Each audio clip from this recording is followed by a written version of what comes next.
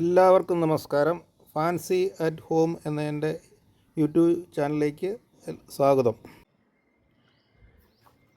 ഇത് 1000 രൂപയുടെ പ്ലാന്റ് ഞാൻ വിൽക്കാൻ വേണ്ടിയിട്ട് പറിച്ചെടുത്ത പ്ലാന്റാണ്. റെഡ് സിംഗിൾ പെറ്റൽ 8 വർഷമൊക്കെ ആയ പ്ലാന്റാണ്. അതിൻ്റെ കോഡക്സാണിത്.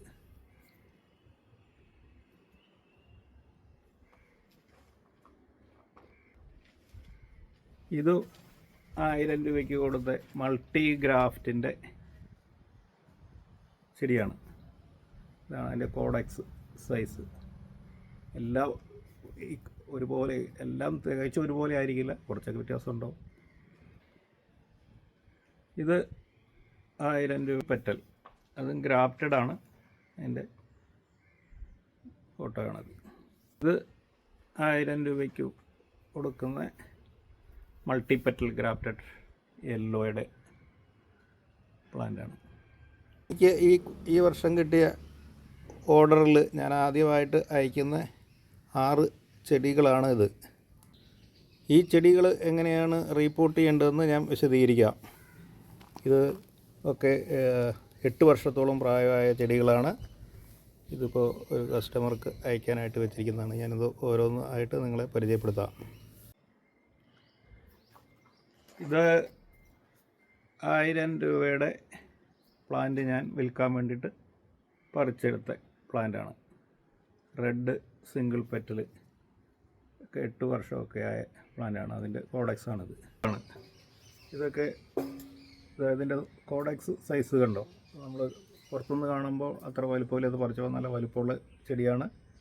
ഇത് നിങ്ങൾ റീപോർട്ട് ചെയ്യുമ്പോൾ ഇതൊരു ഇത്ര കണ്ട് മുകളിലായിട്ട് ഷാളോ ആയിട്ടുള്ള പോട്ടുകളിൽ റീപോർട്ട് ചെയ്യേണ്ടതാണ്.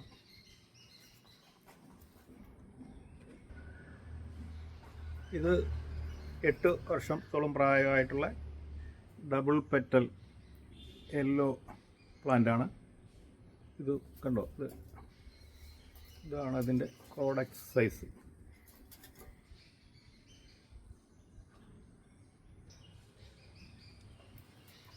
ഇത് ചെറിയ പൂക്കളുള്ള, ഇത് 8 വർഷത്തോളം പ്രായമായ ചെടിയാണ്. ഇതിൻ്റെയും കോഡക്സ് ഇതൊക്കെ 1000 രൂപയ്ക്ക് കൊടുത്ത ചെടികളാണ്.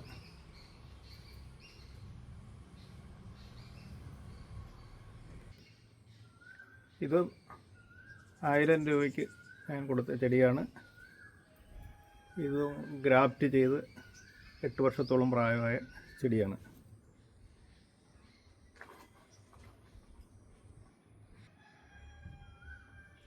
ഇതും 8-7 വർഷത്തോളം പ്രായമായ ചെടിയാണ്. ഇതുമൊക്കെ 1000 രൂപയ്ക്ക് ഞാൻ സെയിൽ ചെയ്ത ചെടിയാണ്.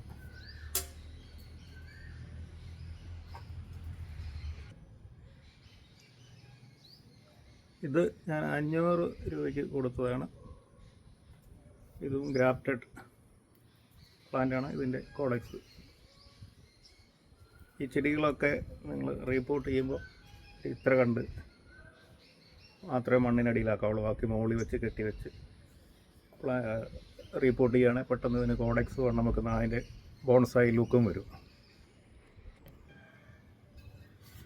ചെടികളൊക്കെ റീപോർട്ട് ചെയ്യുമ്പോൾ ഇതുപോലെ വീരം കുറഞ്ഞ പോട്ട് ഇതിൽ വേണം നമ്മൾ ചെടികൾ പ്ലാന്റ് ചെയ്യാൻ. പ്ലാന്റ് ചെയ്യുകയെന്ന് പറഞ്ഞാൽ ഇതിൽ പ്ലാന്റ് ചെയ്യുകയാണെങ്കിൽ അതിൻ്റെ കോഡക്സ് പെട്ടെന്ന് വണ്ണം വെക്കാനും പിന്നെ ഒരു ബോൺസായി ലുക്ക് വരാനും ഇത് സഹായിക്കും.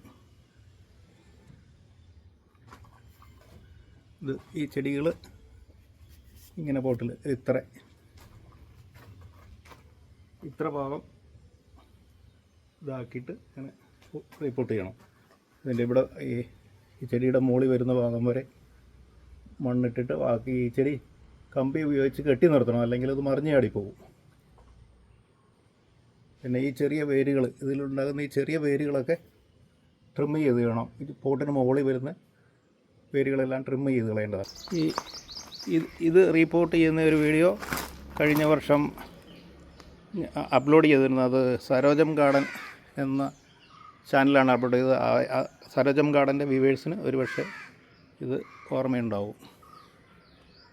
ഈ ചെടികൾ റീപോർട്ട് ചെയ്യുമ്പോൾ നിങ്ങൾ പരമാവധി മണ്ണ് ഒഴിവാക്കുന്നതാണ് ഏറ്റവും നല്ലത്. ഞാൻ അങ്ങനെയാണ് ചെയ്യൽ. മണ്ണ് ഒഴിവാക്കിയിട്ട് മണ്ണിന് പകരം ചകിരി ചിപ്സ്, ആട്ടും കാഷ്ടം, കുറച്ച് കമ്പോസ്റ്റ്, എല്ലുപൊടി, വേപ്പ് പിണ്ണാക്ക് അങ്ങനെയുള്ള ജൈവ മിശ്രിതം ഉപയോഗിച്ച് റീപോർട്ട് ചെയ്യുക.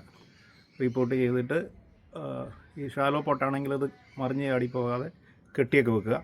അത് കഴിഞ്ഞിട്ടത് എല്ലാം എന്നിട്ട് കുറച്ച് ദിവസത്തേക്ക് ഷെയ്ഡിൽ വെക്കണം. ഷെയ്ഡിൽ വെച്ചിട്ട് അതെല്ലാം വേര് പിടിച്ച് കഴിയുമ്പോൾ നിങ്ങൾക്ക് അതിൻ്റെ ഇലയുടെ ഇതിൻ്റെയൊക്കെ ഗ്രോത്തിനായിട്ട് ആദ്യം കുറച്ച് ജൈവവളത്തിൻ്റെ സ്ലറി, ചാണകവും പിന്നെ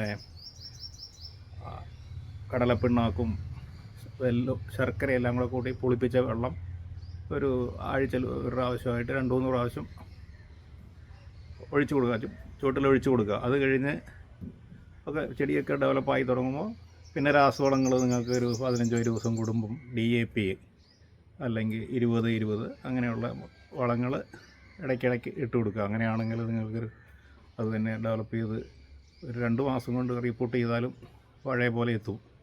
നിറയെ പൂക്കളും ഉണ്ടാകുന്നതാണ്. പിന്നെ ആദ്യമായിട്ട് നമ്മൾ റീപോർട്ട് ചെയ്യുമ്പോൾ കുറച്ച് ഈ ജൈവാംശങ്ങളിൽ നിന്നൊക്കെ കുറച്ച് ഫംഗൽ ആക്രമണങ്ങളുണ്ടാകുക. ആദ്യം ഒരു പ്രാവശ്യം സാഫോ എന്തെങ്കിലും കലക്കിയിട്ട് ഈ പോട്ട് ഒന്ന് നനച്ച് കൊടുക്കണം. എന്നാൽ അതിൽ നിന്നുള്ള ഫംഗൽ വന്ന് ചീഞ്ഞു പോകാതിരിക്കും. പിന്നെ ഇടയ്ക്ക് ഫംഗൽ ആക്രമണങ്ങളൊക്കെ ഉണ്ടാകുന്നുണ്ടെങ്കിൽ കോണ്ടാൽഫോ എന്തെങ്കിലും മാസത്തിൽ ഒരു പ്രാവശ്യമൊക്കെ സ്പ്രേ ചെയ്ത ചെടികളൊക്കെ ഒന്നും കേടുകൂടാതെ രക്ഷപ്പെടാം. ഞാൻ കഴിഞ്ഞ വർഷം ഒക്കെ ഇപ്പോൾ 2 വർഷമായിട്ട് മണ്ണ് ഉപയോഗിക്കാതെയാണ് അഡീനിയം റീപോർട്ട് ചെയ്യുന്നത്. അപ്പോൾ അതിൽ എനിക്ക് 600-700 പ്ലാന്റിൽ 1-2 പ്ലാന്റുകളാണ് കംപ്ലീറ്റ് ആയിട്ട് ചീഞ്ഞു പോയത്. എന്നാൽ മണ്ണിൽ ഞാൻ പ്ലാന്റ് ചെയ്യുന്ന കാലത്ത് എനിക്ക് ഒരുപാട് തൈകൾ, ഇക്കൊല്ലം ഞാൻ കുറച്ച് ചെറിയ പ്ലാന്റുകൾ ഉണ്ടാക്കി. അത് മണ്ണിലാണ് ഉണ്ടാക്കിയത്. അപ്പോൾ മണ്ണിലുണ്ടാക്കിയിട്ട് ഞാൻ എത്ര കൺട്രോൾ ചെയ്തിട്ടും ഒരുപാട് തൈകൾ ചീഞ്ഞു പോയിട്ടുണ്ട്. ഇതൊക്കെ ഈ ഫംഗസൈഡൊക്കെ ഒഴിച്ചിട്ടും. അപ്പോൾ പരമാവധി നിങ്ങൾ മണ്ണ് ഉപയോഗിക്കാതിരിക്കുക. അല്ലെങ്കിൽ മണൽ ചേർക്കാം, പിന്നെ ഉമ്മി ചേർക്കാം. ഉമ്മിയൊക്കെ ഒരുപാട് ചേർത്താൽ അതിൻ്റെ ചൂട് കൊണ്ട് തൈ വളരാതെ വരും. വളരെ 10% ഒക്കെ ഉമ്മി അതിൽ ചേർക്കാൻ പാടുള്ളൂ. ഇതൊക്കെയാണ് എൻ്റെ അനുഭവത്തിൽ നിന്ന് എനിക്ക് മനസ്സിലായത്. നിങ്ങൾ എങ്ങനെയൊക്കെ ചെയ്താൽ നല്ല റിസൾട്ട് നിങ്ങൾക്ക് കിട്ടുന്നതാണ്.